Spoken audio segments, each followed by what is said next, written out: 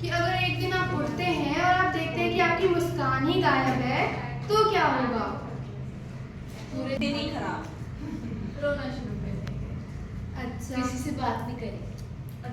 अच्छा चलिए ये बताइए कि अगर आपकी कोई चीज़ें खोती है तो आप उसे कहाँ कहाँ ढूंढते हैं? सारी जगह, अलमारी में, बेड के नीचे, सोफे के किताबों के अंदर, ड्रॉर में, हाँ। किचन में।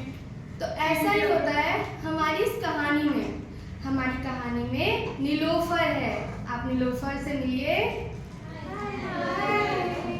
तो हमारी कहानी का नाम है नीलोफर की मुस्कान। इसके लेखक हैं अकरम जसीम पार और चित्रांकन किया है नसीम आजादी ने।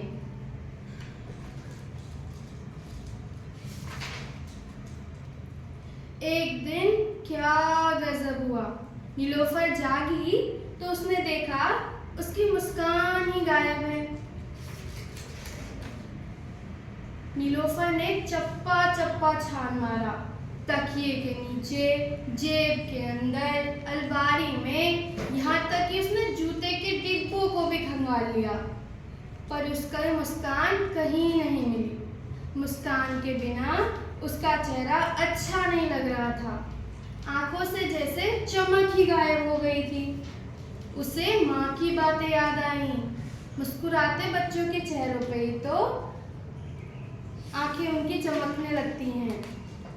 नीलोफर ने सोचा, शायद मैंने अपनी मुस्कान का ध्यान नहीं रखा, अब मैं क्या करूं? उसे माँ की बात याद आई। उसने सोचा, क्या माँ को बताना ठीक रहेगा? पर वो तो यही कहेगी कि जहाँ रखा था उसे सोचो और याद करो। उसने बहुत सोचा, बहुत ढूंढा, बिस्तर के नीचे भी देख डाला, पर उसकी मुस्कान वहाँ भी नहीं थी। फिर उसने सोचा, चलो अपने चित्रों वाली कॉपी में ढूंढते हैं, क्या पता वहीं कहीं दबी हो। मुस्कान बनाने लगी। देखो देखो, पापा के चेहरे पर बड़ी सी मुस्कान, माँ के चेहरे पर चमकती हुई मुस्कान।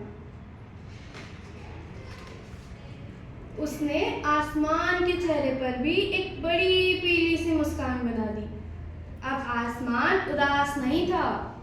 बिल्ली के चेहरे पर भी नारंगी, अब वो चूहों को और मछलियों को परेशान नहीं करेगी। पूंछ डाली, भौंहों को जरा ऊपर खिसका दिया और अब सबकी आंखें चमकने लगी थी।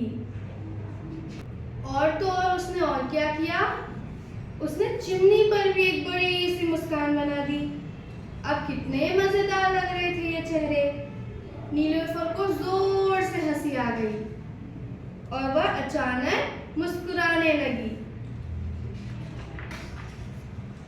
नीलोफर अपनी मुस्कान ना जाने कहाँ घुमा बैठी थी, पर अब देखो गुड्डे गुड़ियों के साथ और खिलौने के साथ कैसी मुस्कुराती घूम रही है हमारी नीलोफर।